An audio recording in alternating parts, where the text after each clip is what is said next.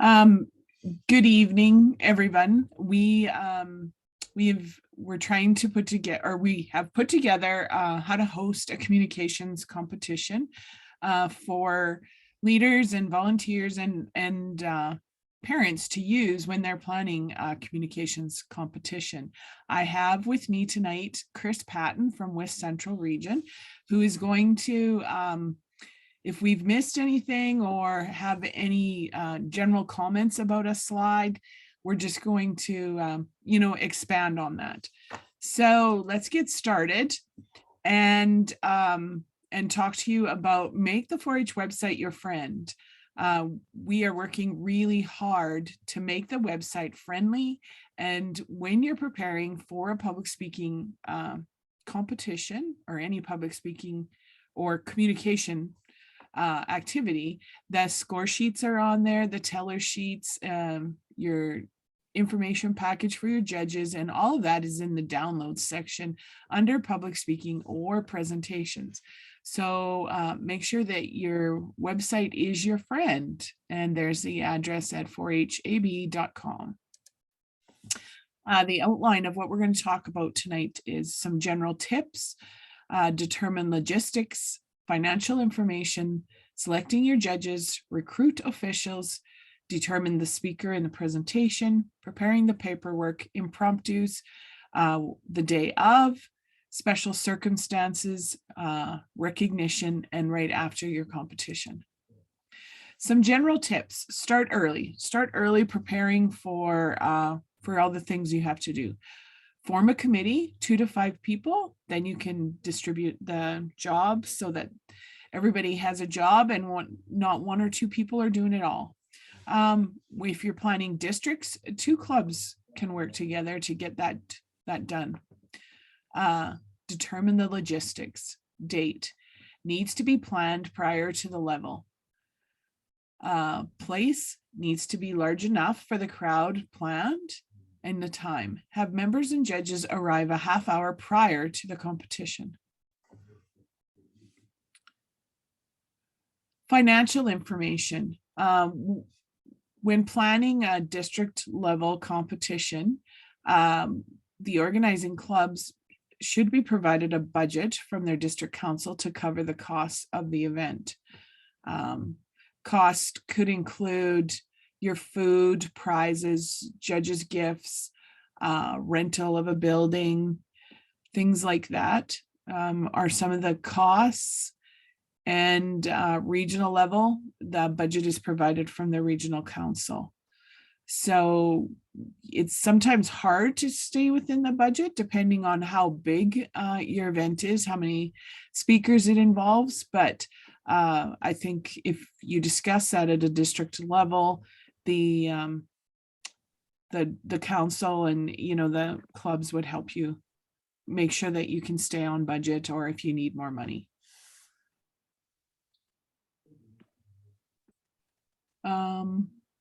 Select your judges. At club level, this is a great chance to ask former members back to judge. They quite often enjoy coming back and listening to the speakers, and it gives the members a chance to see some of the past members and, ask them the questions too about what they've accomplished and how public speaking helped them.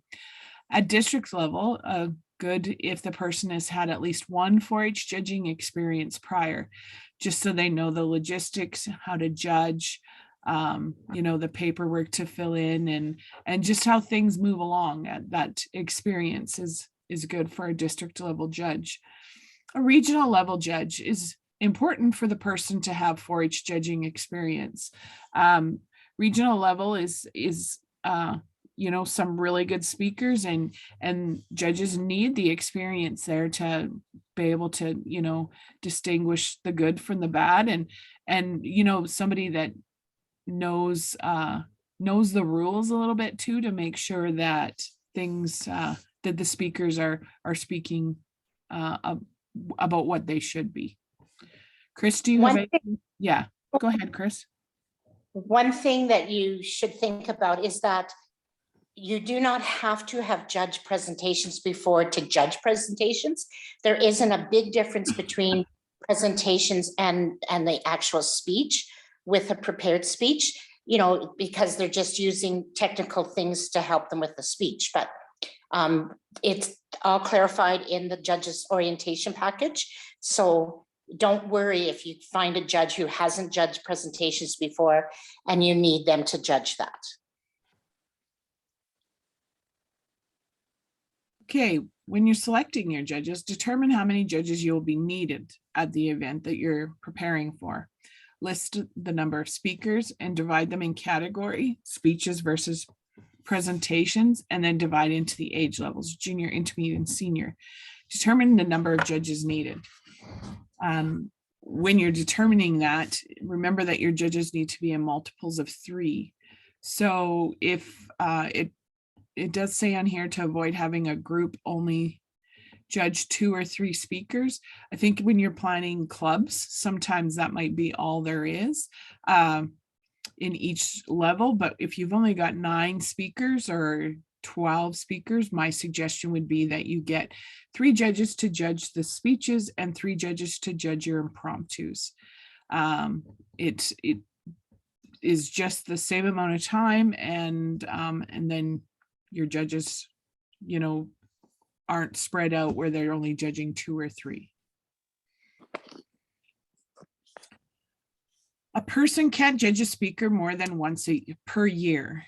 So just to clarify that, that means that if a person judges at a club level and judges all the speakers, that person cannot judge at a district or a regional level.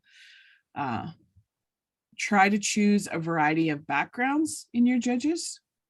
And it's great to have both genders represented. You need a multiple of 3 for judging. That's just what I had said. The person needs to be able to judge the entire category. If you had a judge that, say, had a time that they had to leave by, not a good thing. They need to be there for the entire competition. Send the judges' packages out 2 weeks prior to the competition and ask they review the information before the day. Email works well. You can download the judges' package off the website, and then you can attach it to emails. And I do find that that does work really well. You're saving on paper, and a lot of times judges just want to review it. So call 1 to 2 weeks prior to the competition to confirm the judge's attendance, get a bio, and answer any of their questions that they have. And remember, when you're selecting judges, to not have judges that are related in any way to any of the speakers. So. Good point, Chris. Recruit your officials for the day. You need an MC, could be done by a 4-H member who is not able to speak at a club competition. Timers should have 2 for public speaking and 3 for presentations. Tellers, you should have 2 so mistakes can be caught. The impromptu table should have 1 to 2 depending on comfort of the person. And your ruling committee, often the organizing committee for a competition, and an odd number on your ruling committee. Determine the speaking and the presentations. Collect info from the speakers. Speakers, presenters' names, their speech or presentation title, speech and presentation topic, impromptu topics from prior levels. This is something to know if you're organizing district and regional levels. In order to keep the competition moving along, alternate between junior, intermediate, and senior members to give the judges time to fill in their comment sheets.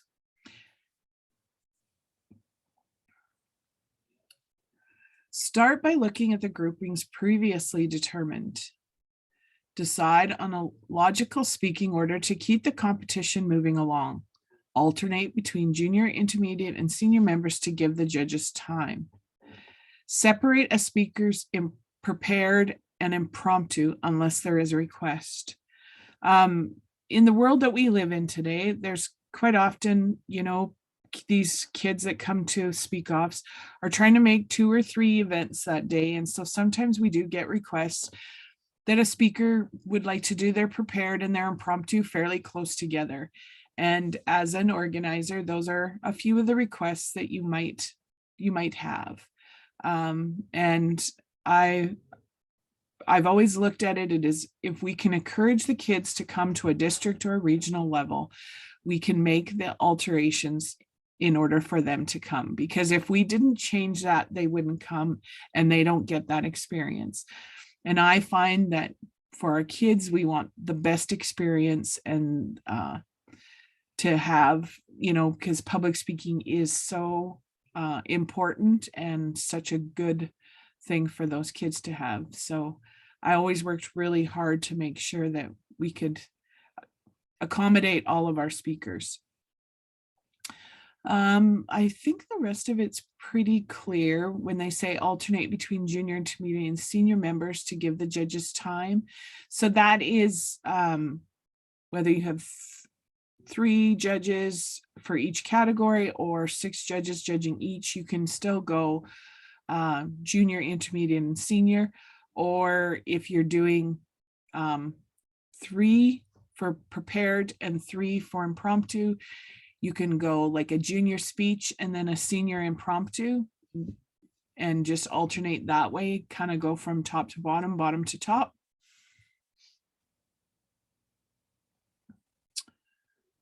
Oh, went the wrong way. Okay, preparing the paperwork for a competition. It's a fine balance between having enough time to be prepared and at the same time waiting to see if there's a change of members or special requests. Fill out as many fields as possible ahead of time so the judges don't have to do it. Color code the paperwork according to the age level.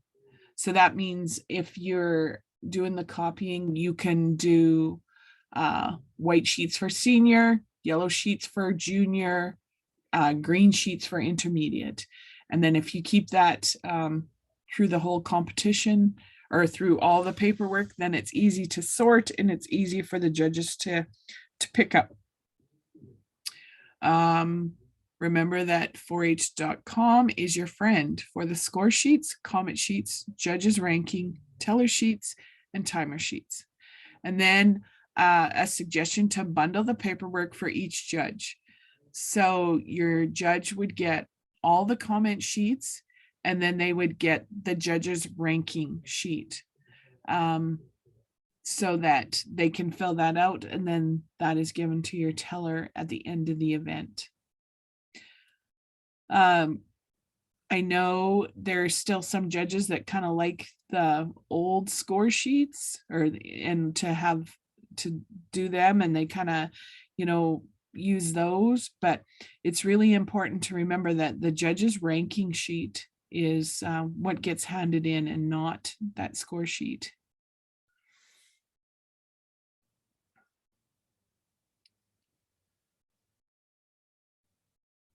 So in the judges package, a copy of the rules at each table, the program for the day, some scrap paper, the comment sheets, there's one per speaker or presentation, score sheets, one of those per 6 to 7 speakers, and the ranking sheet is a strip per category.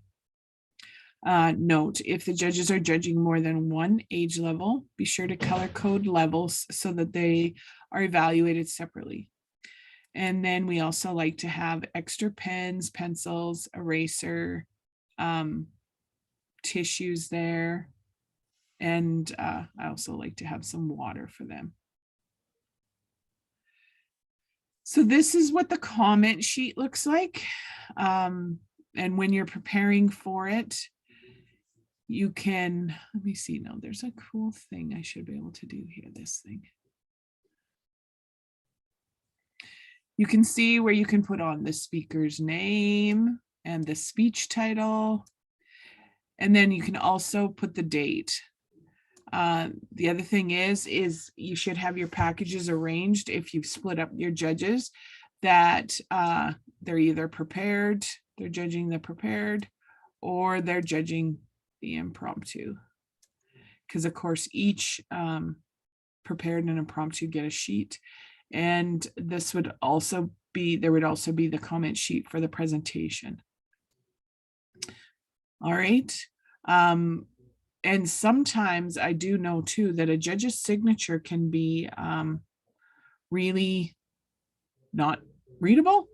And so it's important that the kids know, on the program that the judges are listed so that they know who is judging.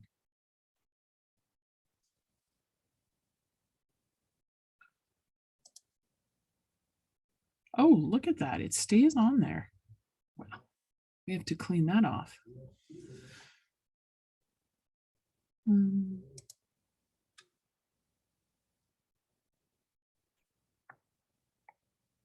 it is. Can you push undo? Yeah, got it. I've never used that feature, so I wanted to try that. And then in the judges package is the score sheet. And you can see here that the kids' names are at the top.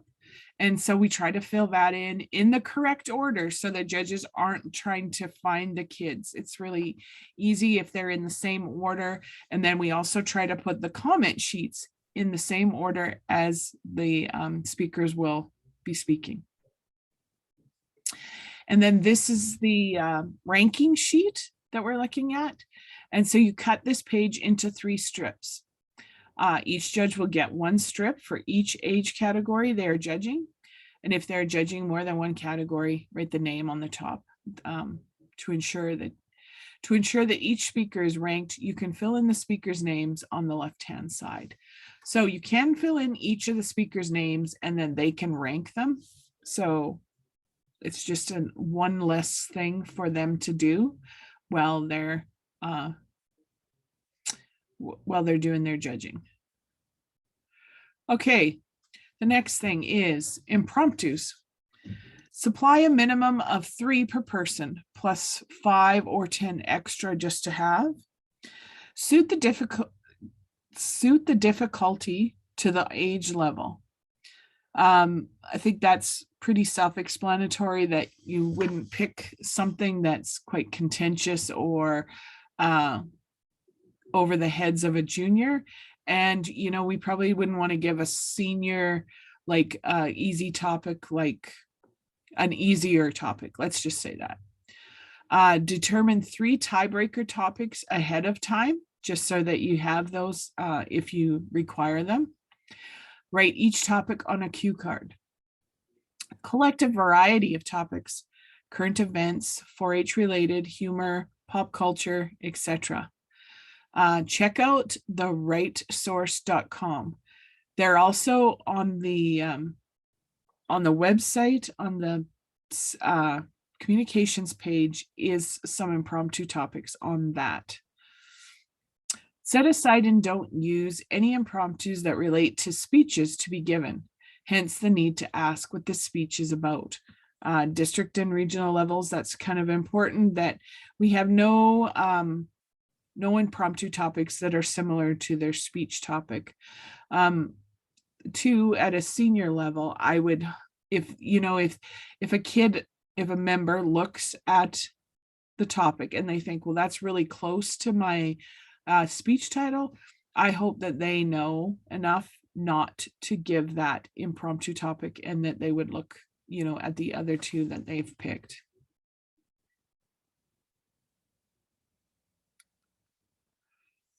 The day of, you set up the room so the judges have a good vantage point to see and hear the members, and same age category judges are not seated beside each other. Have everyone arrive a half hour prior to the start. Meet your judges to go over what is expected of them and answer any questions they have. Meet with your MC and members to find out who wants time cards, etc., and to answer any questions they may have. And start on time. That's really important because chances are it's usually a big day and you want to start on time. What to include in the judge's briefing. A quick overview of the philosophy of the 4-H competition, communications competition. Review the purpose of the ruling committee. As judges, they are not to disqualify a member. That is up to the ruling committee to enforce. Provide a brief overview of the paperwork. The judges don't need to write books, just make constructive comments. If oral comments are asked for, please make them general. No specific speaker is to be mentioned. The day of, you can serve snacks and a light lunch to break up the day. And effective today, we might be able to do that now. You enforce the rules of public speaking or presentation. The communication rules is outlined by 4-H Alberta. Collect the ranking, score, and comment sheets from judges. Give the ranking sheets to the tellers. Put the score sheets in an envelope for shredding later, and support the comment sheet. Sort the comment sheets to give to the members. The day of, for the MC, they must be able to move program along efficiently. Confirm pronunciation of all names. Assist timers in determining which speakers would like time cards. Along with the timers, review time cards procedures with the speakers.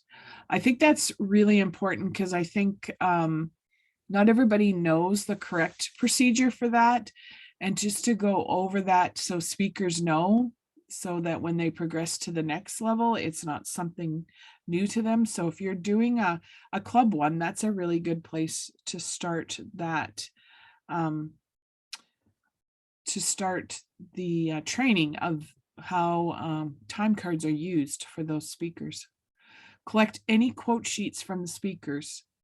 Remember that the quote sheets need to be collected before the competition starts. Be sure to ask everyone to turn off their phones. Introduce judges, timers, tellers, etc. Introduce speakers using the following format: name of the speaker, title, name of the speaker. So let's just do an example. Example would be Tracy Dietrich, cows, Tracy Dietrich. That is how the format that they're talking about there. Keep the audience quiet while the judges are writing, and watch the judges to see if they need more time or if they are judging back to back. Don't give too much time though. You just have to find the right sweet spot for the amount of time judges need. This is the quote sheet that we refer to. Provide these to the speakers prior to the competition. Have some available the day of. Presentation, list of audio, video clip assists the timers so they are not caught unaware. Collect them at registration and return at the end of the competition so they can be used at future levels.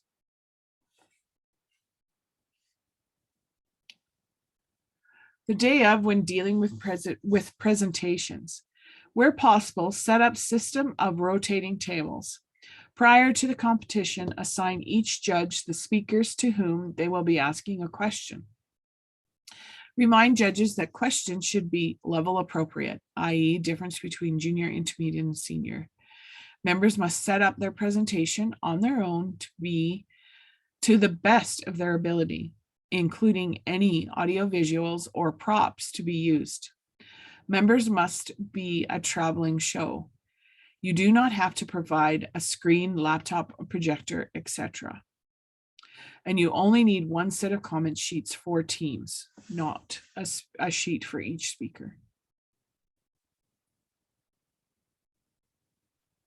Okay, when dealing with impromptus, provide the member with a choice of topics to choose from. A minute and 1.25 minutes can be dedicated to that member. The member has 15 seconds to decide which topic they want to speak on. Do not place the topics not selected back in the draw pile. After a minute of preparation, tell the member that time is up. Provide the MC with the member's chosen topics. When dealing with tiebreakers, only necessary if it affects the top 4 speakers. Each speaker to remain outside the room. Judges to be given another ranking sheet. Judges do not need to provide comments, just rank the speakers involved. Speeches. To break the tie, both speakers to speak on the same impromptu topic that was chosen prior to the start of the event. A tie at presentations. Judges will ask the same generic question to each presentation group. Judges may confer on the question to ask.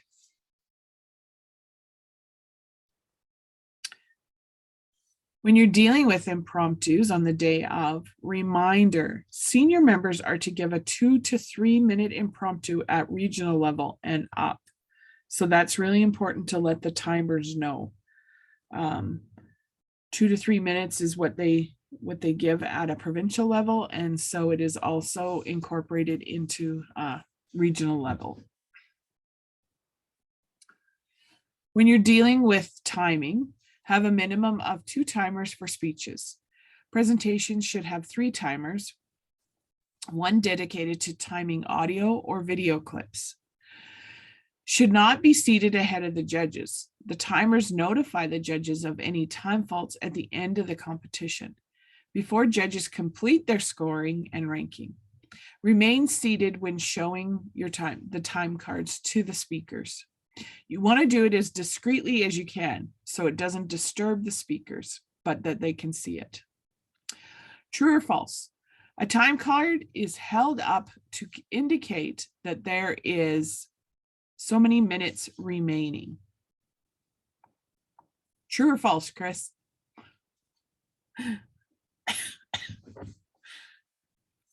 Hello, Chris? Oh, sorry. I had a That's text okay. that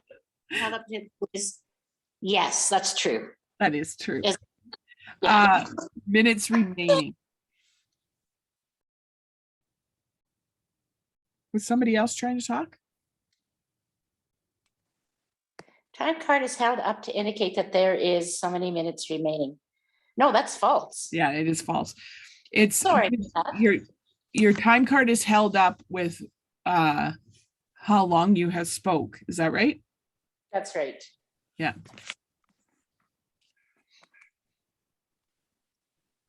So this is the timers sheet. You can see on here, you can where you put in if they want the time cards and then the length of their speech. I find I do the length of their speech, and then at the end, I'll look at the time faults, and I will have a rules book there with me to make sure that we get the correct time faults. I don't do that by memory. I think it's wise to have the rules right there, so you're not, like I said, going by memory and just, winging that. I think it's really important that we understand how long the speeches are supposed to be and then the time faults that they can receive. A number of clubs do up a chart that they laminate so that they just have to look quickly for 4 minutes. This is how many time faults, or 6 minutes, and so on. It just makes it easier and quicker for them. Great idea. Your tellers, when dealing with your tellers at your event, a minimum of 2 tellers to double check each other's work. Collect only the placing sheets from the judges. Ensure judges have ranked all the speakers and broken their own ties. Calculate placing using the official timer sheet.